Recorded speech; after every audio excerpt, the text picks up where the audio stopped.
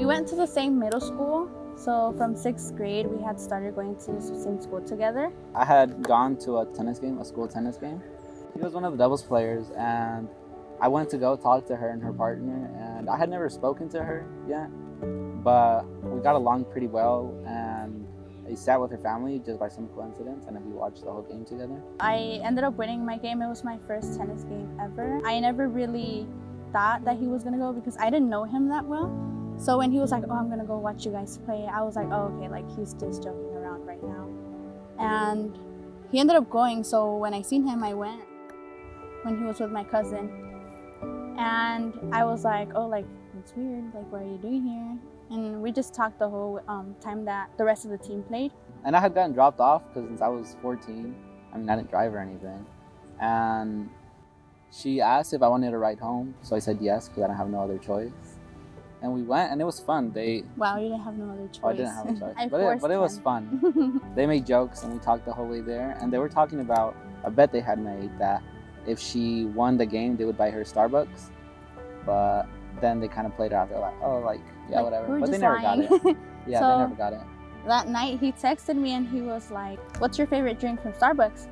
And I felt really weird because I didn't know him that well. So I was like, that's kind of weird. Like, why would you want to know my favorite drink? And he's like, oh, I want to take one for you tomorrow, like just tell me your drink. And I wasn't telling him because I felt really weird, like I didn't know him that well, or I wasn't that comfortable for me to, like, you know, ask him for a Starbucks drink.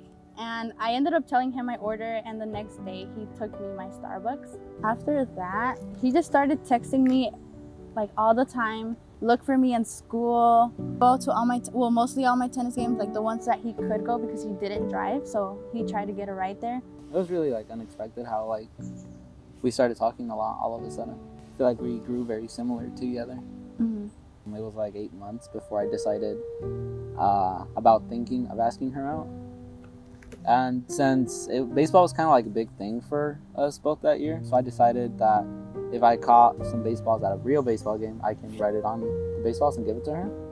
But I was too nervous, so I wrote it on there. I said, will you go out with me? And then I put it in her backpack because I was too shy to give it to her.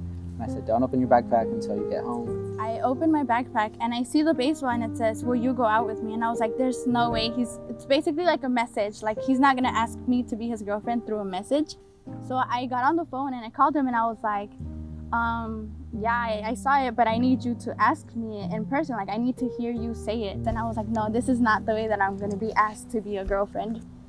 I don't know what you were feeling in that moment. Yeah, I mean, I was really nervous because I was kind of put on the spot, which obviously I did want to ask her, but I just didn't have enough courage to do it. So it made me made me nervous, but I was excited to do it because it was something more like real for both of us.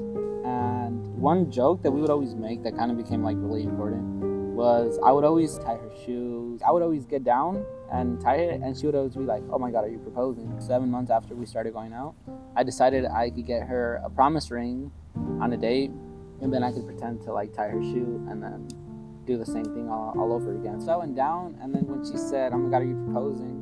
I said, yeah, and I pulled out the box and I was like, look, here's the ring. I feel like that's one of like the most important moments for us. It was a very grown-up thing for us to do. It's pretty much how we got together. We would always talk at night. We would talk during school. And we wouldn't go on dates that often because my mom would be like, yes, you're allowed to go out. And then she would let me go out at 7, but I had to be back like at 8. So we didn't really have any time to do anything. We could just see each other and then just come back home and text each other like, oh my God, that was such a great date. Yeah. So I feel like with every relationship, it has its ups and downs, and they're not really always easy to manage, even if they are easy from the outside. And I feel like a lot of ours grew because we wouldn't be able to see each other that often.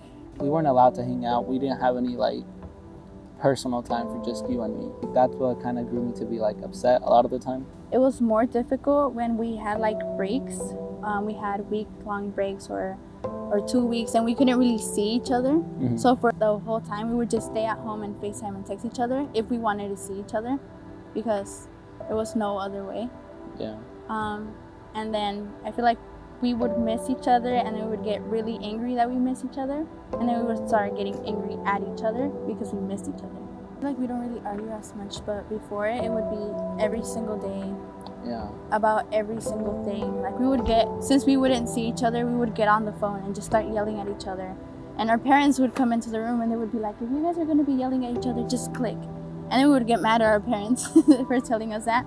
I mean, we were teenagers, so we would like just get mad at stuff and not really know how to communicate our feelings and stuff like that, which we realize now is like very, very important for 100% of the problems. They can be easily fixed if you just say, well, here's my side, here's your side, and here's the solution.